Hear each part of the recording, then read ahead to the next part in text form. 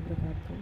Semoga kita selalu diberikan kesehatan, kelancaran, dan kemudahan dalam melakukan segala hal. Amin. Oke, hari ini kita akan bahas mengenai mata kuliah Humas atau Public Relation ya. Yang pertama kita akan membahas mengenai pengertian dari Public Relation. Oke, yang pertama itu Public Relation dari pendapatnya Groening ya, adalah kegiatan manajemen komunikasi antara sebuah organisasi dengan berbagai macam publiknya. Ada 4 elemen dasar dari Humas, yaitu adalah manajemen, komunikasi, organisasi, dan publik. Kemudian dari Catlip, Center, dan Broom mendefinisikan Humas sebagai salah satu fungsi manajemen yang harus ada di dalam sebuah organisasi. Fungsi manajemen kegiatan kehumasan bertugas untuk mengevaluasi sikap dan opini publik, mengidentifikasi serta menyesuaikan kebijakan-kebijakan organisasi dengan kepentingan publik, merencanakan serta melaksanakan program atau kegiatan kehumasan agar organisasi dapat mencapai tujuan serta dapat diterima keberadaannya oleh publik ya. Kemudian menurut Edward L. Bernays dalam bukunya Public Relation itu menyatakan bahwa Humas mempunyai 3 macam arti. Yang pertama itu adalah memberi informasi kepada masyarakat. Yang kedua itu persuasi yang dimaksudkan untuk mengubah sikap dan tingkah laku masyarakat terhadap lembaga. Demikian kepentingan kedua dari kedua belah pihak ya. Kemudian ketiga itu ada usaha untuk mengintegrasikan sikap dan perbuatan antara lembaga dengan sikap atau perbuatan masyarakat dan sebaliknya. Nah, kemudian ada pendapatnya Jeffkins dan Daniel Yadin ya. Menurut Jeffkins dan Daniel Yadin adalah sebuah sistem komunikasi untuk menciptakan niat baik.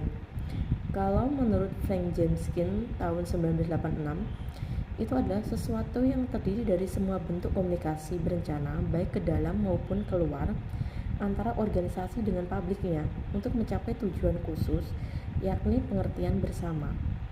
Kemudian The British Institute of Public Relations itu adalah suatu usaha berencana dan berkesinambungan ya untuk membina serta memelihara itikat baik ataupun pengertian bersama antara organisasi dengan masyarakatnya.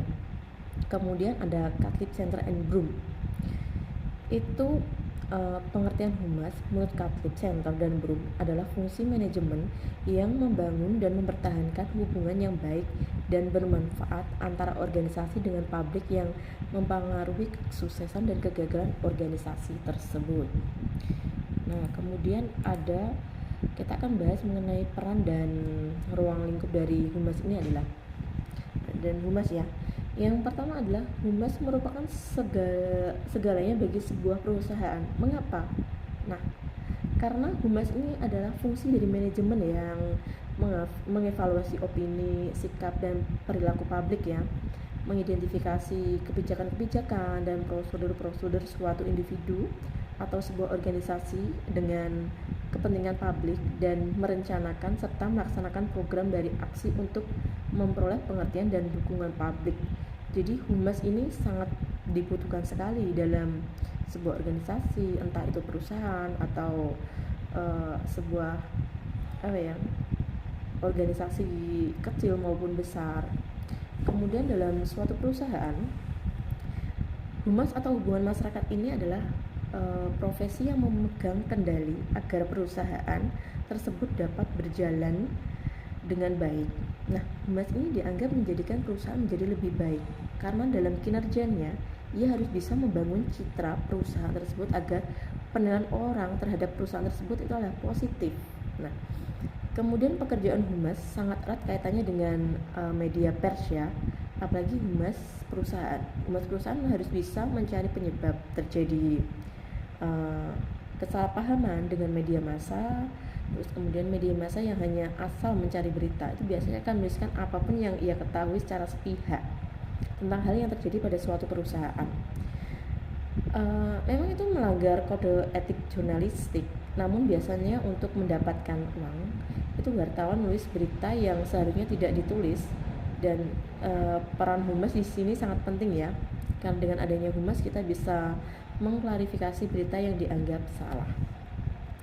Nah, kemudian tugas Humas itu ada Yang pertama itu adalah membuat kesan atau image, yaitu gambaran yang diperoleh seseorang tentang suatu fakta sesuai dengan tingkat pengetahuan dan pengertian mereka terhadap suatu produk, orang atau situasi. Nah, yang kedua itu adalah pengetahuan dan pengertiannya. Humas memiliki peran penting dalam membantu menginformasikan pada publik internal atau dalam organisasinya, dan publik eksternal itu di luar organisasi ya, dengan menyediakan informasi akurat dalam format yang mudah dimengerti, sehingga ketidakpedulian akan suatu organisasi, produk, atau tempat dapat diatasi melalui pengetahuan dan pengertian. Kemudian yang ketiga adalah menciptakan ketertarikan. Nah, Humas juga harus dapat menciptakan ketertarikan publik dalam suatu situasi atau serial situasi ya, yang bisa jadi berpengaruh besar dalam suatu organisasi atau sekelompok orang. Nah, yang keempat adalah penerimaan masyarakat. Mungkin bersikap melawan pada sebuah situasi ya, karena mereka tidak mengerti apa yang sedang terjadi. Nah, atau mengapa hal tersebut terjadi. Nah, profesi humas ini punya peran kunci untuk menjelaskan sebuah situasi atau kejadian dengan sejelas-jelasnya, sehingga ketidakpedulian dan bahkan sikap menentang yang menjadi atmosfer di sekelilingnya dapat diputar menjadi pengertian dan penerimaan ya. Kemudian yang kelima adalah simpati. Dengan mengemukakan informasi secara jelas dan tidak bias, itu umumnya merupakan cara yang berhasil untuk meraih simpati. Kemudian fungsi humas ya. Fungsi humas menurut Edward L. Bernays, humas memiliki fungsi sebagai berikut. Yang pertama itu memberikan penerangan kepada publik. Dan yang kedua itu adalah melakukan persuasi kepada publik untuk mengubah sikap dan tingkah laku publik. Yang ketiga itu adalah upaya untuk menyatukan sikap dan perilaku suatu lembaga sesuai dengan sikap dan perbuatan masyarakat atau sebaliknya ya. Terus kemudian ada kegiatan humas. Kegiatan humas itu adalah 70%-nya itu dari kegiatan humas berhubungan dengan tulis-menulis. Selain tugas lainnya, di antaranya yang pertama adalah perancang pesan tematik agar pesan yang disampaikan oleh organisasi memiliki keseragaman atau keterkaitan dengan pesan tadi ya. Yang kedua adalah melakukan segmentasi media, di mana seseorang humas harus mampu memformulasikan keseimbangan saling dukung antara media cetak dan elektronik. Dan yang ketiga adalah komunikasi interaktif. Contohnya beberapa organisasi dalam merancang logonya melakukan pelibatan konsumen, di mana dilakukan kompetisi ya merancang logo. Contoh lain adalah rubrik, konsultasi, atau jasa layanan konsumen melalui telepon. Nah, yang keempat adalah menjaga reputasi perusahaan dan citra produk ini melalui pemanfaatan kekuatan pesan dan atau kombinasinya. 5. Adanya iklan multiguna ya, atau memanfaatkan momentum psikologis. Yang keenam itu adalah penjualan simpatik. Ketujuh, melakukan iklan layanan masyarakat. Kedelapan adalah pemasaran dari mulut ke mulut. Yang 9, ajang pemasaran khusus, di mana aktivitas dirancang untuk melibatkan khalayak. Yang 10 itu adalah memanfaatkan komunikasi yang akrab untuk pelanggan. Nah, setelah ini kita akan bahas tentang ruang lingkup dari public relation ya. Ruang lingkup humas internal adalah orang-orang yang merupakan bagian dari suatu instansi atau perusahaan tertentu. Dalam hal ini, seorang humas menjadi public relation untuk orang-orang dalam instansi atau perusahaan tersebut. Tentunya sesuai dengan jabatan atau kedudukannya masing-masing. Hal ini disesuaikan dengan sifat, jenis, atau karakteristik dari organisasi itu sendiri ya. Ruang lingkup humas internal meliputi itu ada employer relation, stakeholder relation, labor relation, ada manager relation, ada human relation, ada itu ya.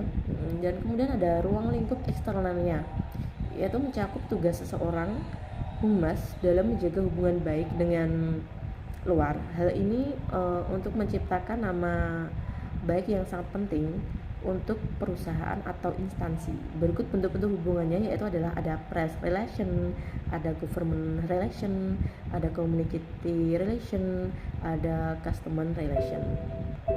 Nah, seperti itu dari ruang lingkup dari kegiatan humas ya. Oke, terima kasih.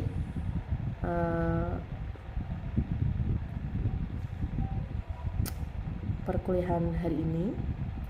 Wassalamualaikum warahmatullahi wabarakatuh.